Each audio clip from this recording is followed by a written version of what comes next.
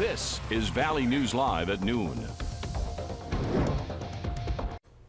We begin this afternoon with breaking news. Police are now identifying a body found in a local river over the weekend. Officials say 46-year-old Alex Rodriguez of New York was found dead in the Otter Tail River in Fergus Falls. Police say his body appeared to have been in the river for an extended period of time. No foul play has been suspected. And just into our newsroom, police have also identified the body pulled from the Red River in Grand Forks over the weekend. The body of 32-year-old Jacob Lasley of Red Lake, Minnesota was recovered Saturday. Police say there were no obvious signs of trauma, but the cause of death has not yet been determined. Lasley was reported missing on April 17th. Investigators believe he may have been the person reported to be in the Red River on April 8th, which initiated a search of the river. Anyone with information should contact Grand Forks Police at 787-8000 or submit a tip on the department website, Facebook page, or on the Tip 411 app. Some small towns in northern Minnesota near Voyageurs National Park are calling for volunteers to help sandbag against what some people think could be a record flood. St. Louis County officials say floodwaters are now soaking the town of Cabotogama, including 21 resorts and more than 150 lakeshore properties. Local volunteers have been sandbagging since last Tuesday, and communities are looking for outside help. They say most docks are underwater and buildings are at risk. The owner of Letson Resort on Lake Superior says both of their historic covered bridges were badly damaged by record runoff from the Poplar River. They're posting on Facebook that the bridges were hit by large trees and pieces of debris, but key pieces remain intact. Temperatures are warming up this afternoon, but there could be a chance of some rain. Let's check in with Summer Schnellbach with a quick look at the weather. Summer. Thank you so much, JC, and good afternoon, everyone. Thanks for joining us on this Monday. It was a chilly start for some areas. We had clear skies and light winds that allowed for temperatures to fall into the 30s in some areas. 34 in Langdon. Wouldn't be surprised if there was a little bit of frost on the ground there. 38 in Grand Forks, 39 in Park Rapids, 37 was the morning low out in Bemidji. But those clear skies were a blessing when it came to viewing that total lunar eclipse.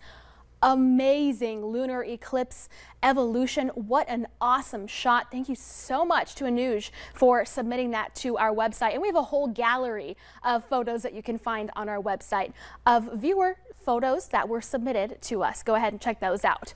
Right now in Fargo, we're seeing mostly sunny skies, a few clouds out on the horizon, and we will see increasing clouds later through the afternoon from the west to the east. So enjoy that sunshine now because cloud cover will be increasing, but temperatures are mild. 59 right now in Fargo, 59 in Devils Lake as well, 55 now in Bemidji, 64 in Jamestown, 63 in Fergus Falls. And your day today in Fargo, there come those increasing clouds. Temperatures a little cooler than we were over the weekend, but JC, it's not nearly as windy out there. We do have rain in the forecast. I'll go over when and where here in just a couple of minutes. Very spring with ups and downs. Thank you, Summer.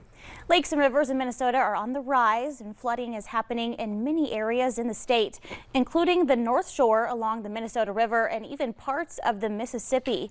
The late bloom of trees, grasses, and plants are also making it difficult for the ground to absorb the excess water. It's gone up a couple feet. My window looks out at Raspberry Island, and that whole tip is under now.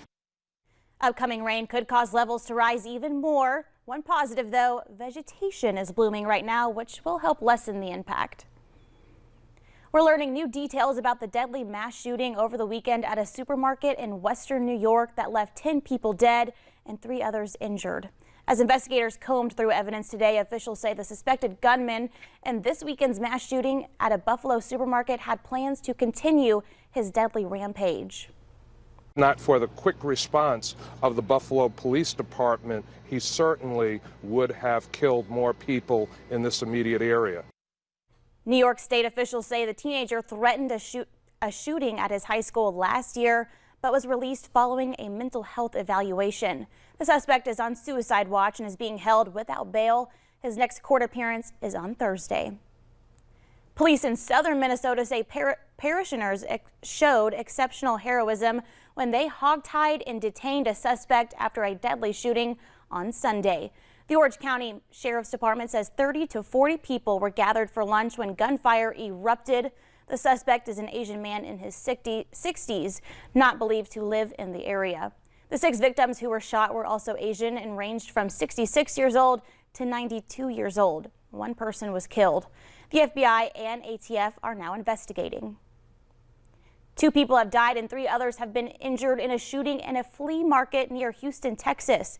Officials say thousands of people were shooting at the market when multiple shots rang. Thousands of people were shopping at the market when multiple shots rang out yesterday afternoon. Police say 2 groups were involved in an altercation that led to an exchange of gunfire. The conditions of those injured is not yet known. Time may be running out for a proposed summer break on gas taxes in Minnesota, right when it's needed for busy travel time. Back in February, Minnesota House Democrats proposed waiving the state's 28.5-cent tax from Memorial Day to Labor Day. With only 7 days left in the legislative session, the gas tax holiday may run out of time. As prices continue to climb, relief at the pump can't come soon enough for many in the Red River Valley. A skeptic of Minnesota's response to COVID-19 is a state Republican endorsement to challenge Democratic Governor Tim Walz in November.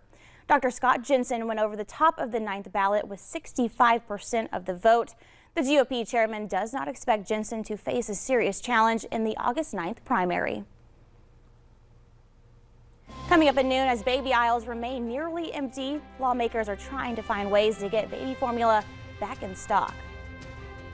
But next, you might want to get out and mow your yard today. Summer Schnellbach is in tracking some rain showers heading our way later this week.